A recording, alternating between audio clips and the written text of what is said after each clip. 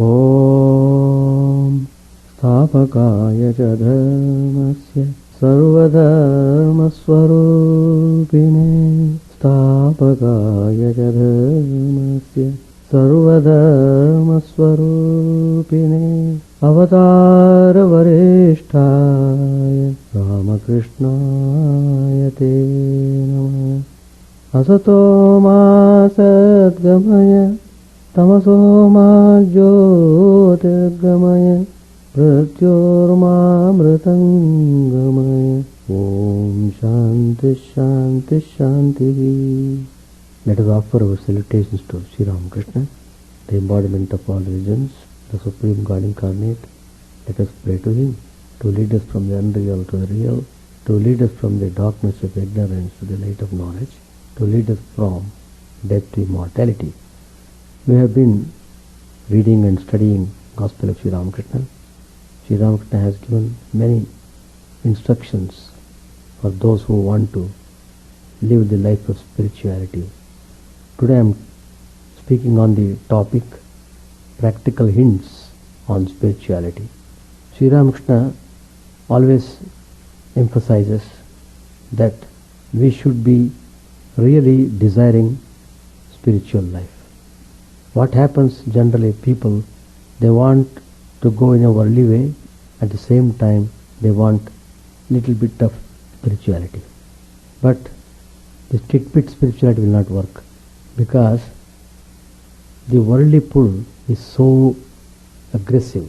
Simply you are swept away by the worldly samskaras. By being swept away like that, you are becoming more and more worldly. You are making the worldly samskaras more and more dominant, and they become very strong, and that paves the way for your future life. Whatever you have strongly thought of, desired, that will show up in your next life. So one has to be wise enough to not to be carried away by the glamorous, deceitful, worldly matters. But people are very insensitive. From spiritual point of view, they are very dull-witted. They may be very wise from the worldly point of view. I read in the internet news that one police sub-inspector, his monthly salary was 9,000 rupees per month, but his assets 100 crores. It is not a fiction. The whole police department was stunned, because that guy was a very young guy, maybe 40, 43 years old, very intelligent, brilliant, but intelligent used in a dubious way. Even with 100 crores, he didn't realize that henceforward I won't be corrupt anymore. No. If he was not caught, he would have gone much ahead and do all sorts of things. But someday or other, the thief will be caught. So, that's the way how worldly forces ruin the person. The body becomes degenerated, sense organs become degenerated, mind becomes degenerated, the whole system becomes degenerated. So how can you ever think of spirituality with that frame of mind? You can see in chapel itself how many people are coming here for the class. The fact is, they have got their own philosophy. It's called Anukul Vedanta. There was one devotee here. Of course, very good devotee, no doubt. But she was hankering after going back home. She came here for the retreat. She enjoyed the retreat. It's all right. But still, in the mind, she wants to go back. She has come here to spend time in spiritual ways. But the mind was pulling her. Not only pulling, pushing her out. Get out of this environment as quickly as possible. But she could not go. Then I asked, well, what's the matter? Why are you so much agitated?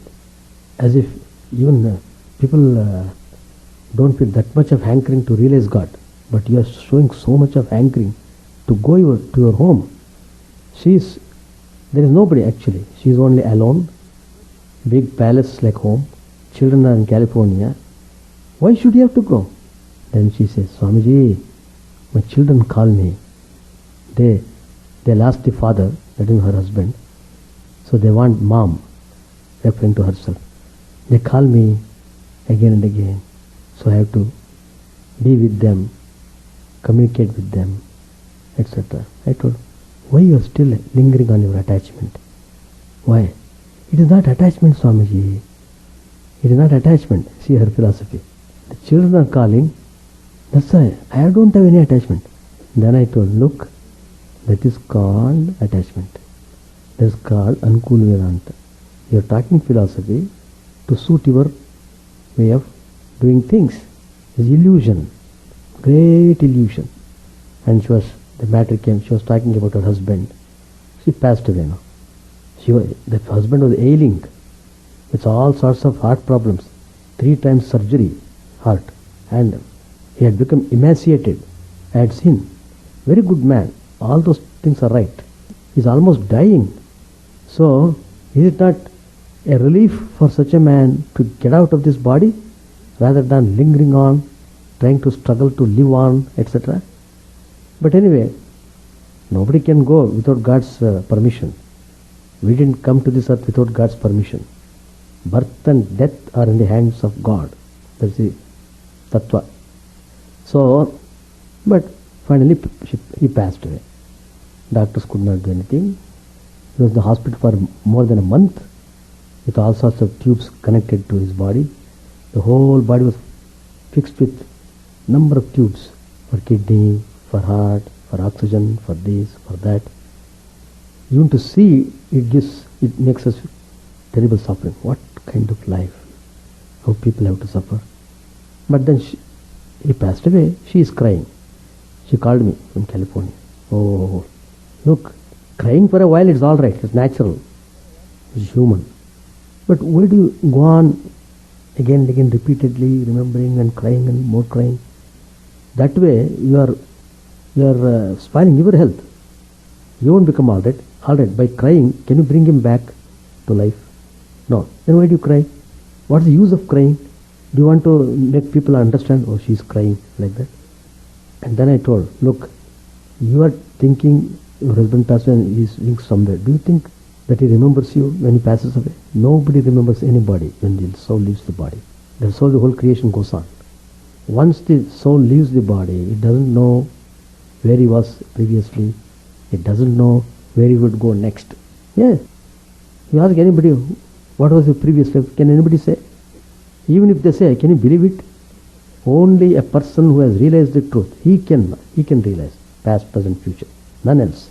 And moreover, the same person takes birth again somewhere.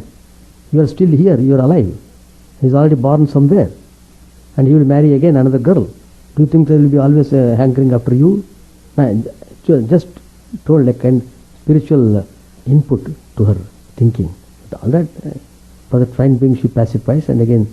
So the point is, unless you desire strongly to turn back, to turn inward, you can't think of spirituality. Even after turning back, even turning within, simply turning within, what will you do? You have to practice. You have to follow strictly. You have to work for it. Without doing anything, how can you get the result? If you want to get master's degree, should you not study? Should you not attend the exam? Should you not write properly? So many things are there. Simply they won't give a master's degree. When that is the case with simple ordinary thing, what to speak of godrealization? Do you think simply it will come? No. So one person asked Sri Ramakrishna, sir, we hear that you go into samadhi and you experience ecstasy and you see God. Well, will you please show God to us? How nicely they put the question. Sri Ramakrishna answered very nicely. He said, look, seeing God, things like that, everything depends on God's will. What can a man do while chanting God's name? Sometimes tears flow, and at other times the eyes remain dry. While meditating on God, Sri Ramakrishna says, some days I feel a great deal of inner awakening, and some days I feel nothing. Sri Ramakrishna's words. Then he says, one should work. Only then one can see God. And Sri Ramakrishna explains that by giving an analogy. One day, in an exalted mood, Sri Ramakrishna had a vision of Haldarpukur lake. He saw a villager drawing water from the lake after pushing aside the green scum. Now and then, that villager took up the water in the palm of his hand and examined it. So that was the vision Sri Ramakrishna had. So, in that vision, it was revealed to Sri Ramakrishna that the water cannot be seen without pushing aside the green scum that covers it. That is to say, one cannot develop love of God or obtain his vision without work. Work means meditation, japa, prayer, service, and the like. The chanting of God's name and glories is work too. Bhajan is nothing but singing the glories of God. Sri Ramakrishna says, you may also include charity, sacrifice, and so on. Then Sri Ramakrishna gives a very good example, nice example. If you want butter, what you should do? You must procure the milk and you must turn it to curd, yogurt. Then it must be left in a quiet place. When the milk becomes curd, you must work hard to churn it. In olden days, that's what they used to do, yogurt, churning for butter, for getting the butter, churning. Only then can you get butter from the milk. Devotee said, that is true, sir. Work is certainly necessary. One must labor hard. Only then does one succeed. And then he said, there is so much to read. The scriptures are endless. Then Sri Ramakrishna answered, look, how much of the scriptures can you read? What will you gain by mere reasoning? To what extent you go on reasoning? Try to realize God before anything else. Have faith in Guru's words and work. If you have no Guru, then pray to God with a longing heart. He will let you know what He is like. What will you learn of God from books? As long as you are at a distance from the marketplace, you hear only an indistinct roar. But it is quite different when you are actually there. Then you hear and see everything distinctly. You hear people saying, here are your potatoes, take them and give me the money. From a distance you hear only the rumbling noise of the ocean. Go near it and you will see many boats sailing about, birds flying and waves rolling. One cannot get true feeling about God from the study of books. This feeling is something very different from book learning. Books, scriptures, and science appear as mere dirt and straw after the realization of God. There is one Swami, he is our Radha. He used to do a lot of meditation and he was the editor of Prabhupada Bharat. Now he is one of our trustees. He was in Mayavati. He would go to a place where Swami Vivekananda used to sit for meditation. And he would sit there long hours in the Himalayas, Mayavati. But that's a place where even wild animals come. Tigers come, all sorts of animals come. But he is so deeply interested in meditation, nothing matters. After reaching certain stage in meditation, then of course he came to Calcutta. Now he is in Belmont. He is Acharya now in our training center. He takes classes for the Brahmacharis. What a fine life he is leading. He was offered to go to foreign. He said, Swamiji, I am prepared to spend the whole of my life in Belmont, even cleaning the toilets. I am happy. Give me any work you want. I don't want to go into any other place. Extremely humble, simple, highly qualified person. Lot of books he has read. And finally, you go and see there is no book in his room. Why? What is the use of these books? It's all registered in the mind. It's a thrilling, inspiring personality. If you go to Belmont, you must see him. Anyway, the one thing needful is to be introduced to the master of the house. Why are you so anxious to know beforehand how many houses, gardens, how many government securities the master possesses, etc.? Why do you want to know all those things? The servants of the house would not allow you even to approach these, and they certainly would not tell you about their master's investments. So what you should do? Somehow or other, become acquainted with the master. Even if you have to jump over the fence or take a few pushes from the servants. Once you become acquainted with the master, he himself will tell you all about his houses and gardens and his government securities. And what is more, the servants and the doorkeeper will salute you when you are known to the master. So Sri Ramakrishna, his life itself is a great teaching. Simply study his life, line by line. What he would do, his daily routine. Just see that. You can learn many, many things. Just by reading Sri Ramakrishna's life, you can realize God. That is the power of incarnation. Whenever Swamiji Sri Ramakrishna would wake up, he would always pray, "Oh Ma, oh Mother." And he would always sing. One bhajan he would always sing. That's why after I came to Chicago in 1991, since that day up till today, every day, morning and evening, one bhajan we will sing. That is Sri Ramakrishna's ideal. One bhajan we have to sing before Thakur. So, prayer, tremendous importance Sri Ramakrishna has given to prayer. How many of our people attend the prayers? Let alone the so-called worldly people. Take our own people, that is who come to our society, who are considered as devotees. How many devotees are attending prayers? Practically nil. But Sri Ramakrishna says prayer is most important practice in spirituality. When the mind and speech unite in earnestly asking for a thing, that prayer is answered. Pray with a sincere and simple heart, and your prayers will be heard. Pray to him any way you like, and Sri Ramakrishna says he is always sure to hear you. Sri Ramakrishna's words in the gospel. He is always sure to hear you. He can even hear the footfall of an ant, small tiny ant. Prayer is a process of thinking, a particular type of thinking in a prayer. There is someone who prays and an altar to which the person offers his other prayer. There is also a mode of prayer involved which differs from person to person. A prayer can be said in simple words, or it can be an elaborate ritual, highly traditional and scripturally sanctioned. It can be purely oral or purely mental. You can pray to God mentally.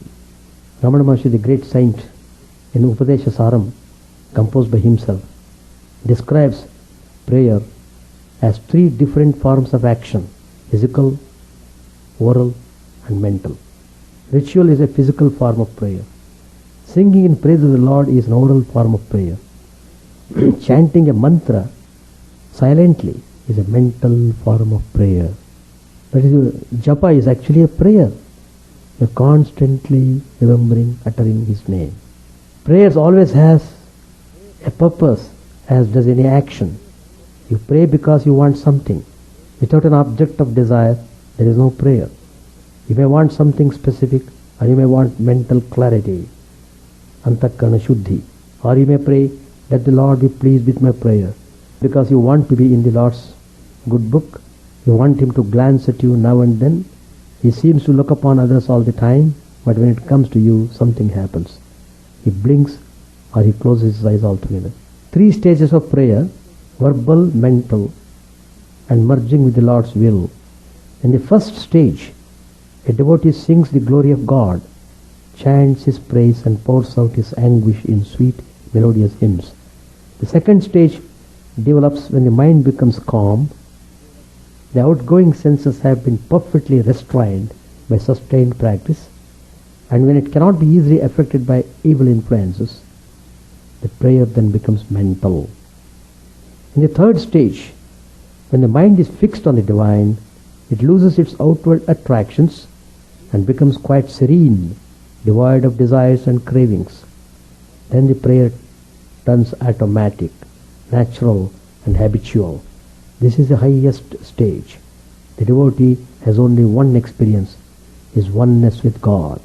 The nature of fruits of prayer depends upon the inner feelings of the devotee, his temperament, faith, objectives, the requirements and the sincerity. Essentially, prayer should be selfless. It should indeed be turned towards a request to God to ensure the well-being of the entire humanity, for peace and one's own spiritual evolution. The Vedic prayer clearly states, lead us from the unreal to the real, from darkness to light, and from mortality to immortality. The effect of prayer is as real as the force of gravity, and its efficacy is ineffable and its potency not comprehended. Faith in God is the first step towards enjoying God vision.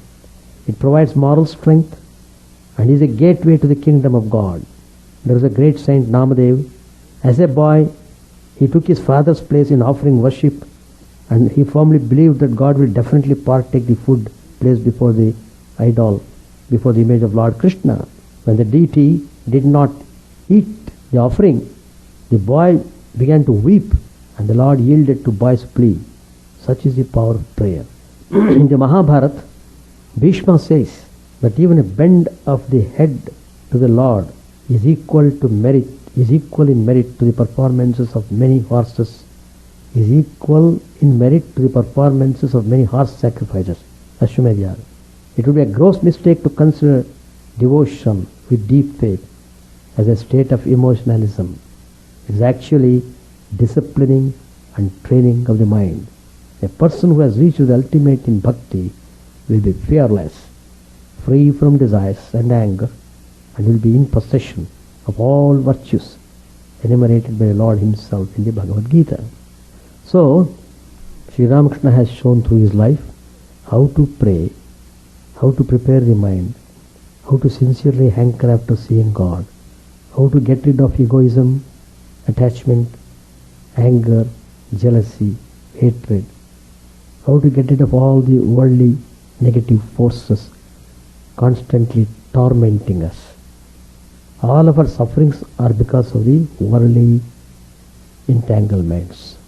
To the extent you are free from the entanglements, to that extent you really enjoy peace inside. Anyway, unless you learn, you can't get anything. Unless you work, you won't get anything.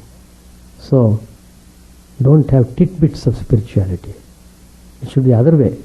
Have some tidbits of worldliness, but your major portion of the mind should be towards God, towards spirituality. Life goes away. Dina jai, ayu jai, dekite hai. Oh, nice song on Holy Mother. Eyes goes, everything goes. Then unsoft, like anything. So, most precious human life, you must use it in most precious way. That is, living life of spirituality. If you read gospel every day, that keeps you always in spiritual mood. That's very important. Create a spiritual mood, then you will feel more and more joy in spiritual life. Page 840. Sri Ramakrishna was about to take his bath. A devotee was rubbing his body with oil on the veranda south of his room. M came there after finishing his bath in the Ganges and saluted the master. After bathing, Sri Ramakrishna wrapped himself in a towel and with folded hands saluted the deities in the temples from afar. I think I have read this. The younger Naren had a tumor on his forehead. Sri Ramakrishna was strolling in the Panchavati with the devotees. He said to the younger Naren, "Why don't you have your tumor operated on? It is not in the throat, but only on the forehead. That's a simple thing. People have their arthritis operated on." The Punjabi sadhu was going along the footpath in the garden. The master said, "I don't attract him. He has the attitude of a jnani. I find him to be dry as wood." Sri Ramakrishna and the devotees returned to the master's room. The conversation turned to Shampada Bhattacharya. Balram said, "Shampada said, when he, the master, placed his foot on Narendra's chest, Narendra went into bhava. But I didn't have that experience." Master said, "Shall I tell you the truth about it? It is very difficult to gather the dispersed mind when it is attached to lust and gold. The Pandit told me, who was called upon to act as arbiter to settle people's quarrels. Besides, he has to worry about his children, but the minds of Narendra and other youngsters are not scattered like that. They are not yet touched by lust and gold. But Shyampada is a grand person. The Vaishnava from Katova began to ask Sri Ramakrishna questions. He was squint-eyed. Vaishnava said, "Sir, is a man born again?" Master said, "It is said in the Gita that a man is reborn with those tendencies that are in his mind at the time of his death. King Bharat thought of his deer at the time of death, and he was reborn as a deer." Vaishnava: "I could believe in rebirth only if an eyewitness told me about it." Master said, "I don't know about that. I cannot cure my own illness, and you ask me to tell you what happens after death." What you are talking about only shows your petty mind. Try to cultivate love of God. You are born as a human being only to attain divine love. You have come to the orchard to eat mangoes. What need is there of knowing how many thousands of branches and millions of leaves there are in the orchard? To bother about what happens after death? How silly. Girish Ghosh arrived in a carriage with one or two friends. He was drunk. He was weeping as he entered the room. He wept as he placed his head on Sri Ramakrishna's feet. Sri Ramakrishna affectionately patted him on the back. He said to a devotee, "Prepare a smoke for him." Girish raised his head and said with folded hands, "You alone are the perfect Brahman. If that is not so, then everything is false.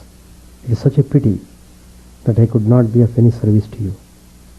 He uttered these words with a tenderness that made several devotees weep. Girish continued, "O Lord, please grant me the boon that I may serve you for a year. Who cares for salvation? One finds it everywhere. I spit on it. Please tell me that you will accept my service for 1 year." Just stop here. Chant the name of the Lord and His glory unceasingly, that the mirror of the heart may be wiped clean and quench that mighty forest fire, worldly lust raging furiously within. Old name streamed down in moonlight on the lotus heart, opening its cup to knowledge of thyself.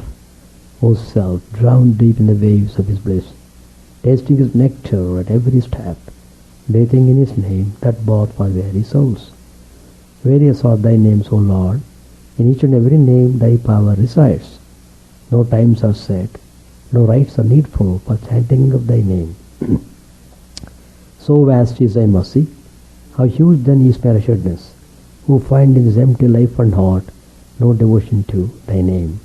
O my mind, be humbler than a blade of grass. Be patient and forbearing like a tree. Take no honor to thyself. Give honor to all. Chant unceasingly the name of the Lord. O Lord and Soul of the universe, mine is no prayer for wealth or retinue. The playthings of lust or the toys of fame. As many times as I may be reborn, grant me, O Lord, a steadfast love for thee. A drowning man in this world's fearful ocean is thy servant, O sweet one. In thy mercy consider him as dust beneath thy feet.